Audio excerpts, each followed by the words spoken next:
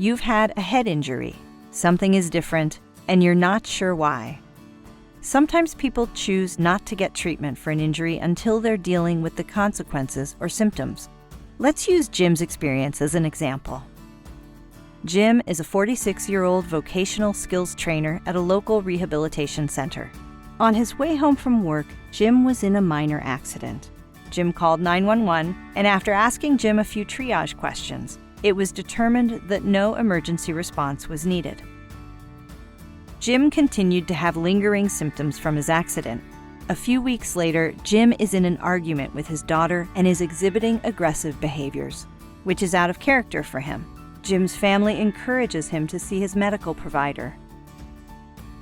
The doctor referred Jim to a neurologist and a psychologist and an outpatient physical rehabilitation specialist. Jim's story is a common example of the changes a brain or head injury may have on a person's life and demonstrates why we need to take every potential injury seriously.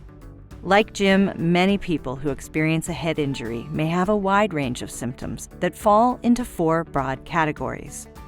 Cognitive changes, like difficulty with memory or thought processing. Sleep disturbances, like fatigue or insomnia. Emotional disturbances or moodiness, and physical changes like coordination or balance.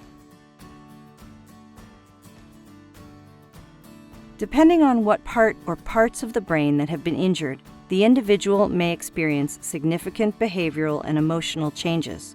The frontal lobe, for example, helps govern personality and impulsivity. If the frontal lobe is damaged, there might be no braking mechanism for self-control. A person may find it difficult to control anger or aggression, or they might make inappropriate or confusing comments to others without full awareness of their behavior or words. The opposite may also happen. Someone may develop a flat effect, where their personality may become muted or unemotional. In Jim's situation, it was a good idea for him to ask for help. The help may have taken longer to ask for, but eventually he met with a medical professional to ask his post-injury questions.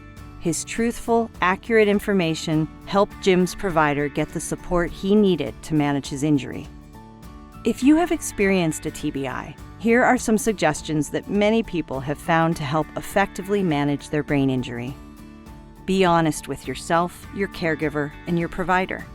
Seek out information and help even if you're not sure you will need it.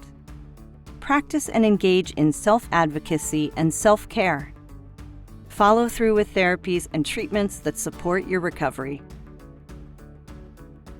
Just as Jim's family was supportive of him, here are some ways you can help those who have been diagnosed with a TBI. Be mindful of language and in your choice of words. Refrain from using labels or shaming behaviors. Instead, seek to understand the changes and behaviors. Use reflective listening and empathy to build trust. Provide reassurance that recovery is possible and that they can develop effective strategies to manage their injury. Jim is working hard, making progress, and starting to notice positive changes in his relationships at home and elsewhere. He continues to watch for signs that remind him to be aware of and attentive to his brain and its changes. Like Jim, you too can find the right steps forward toward recovery.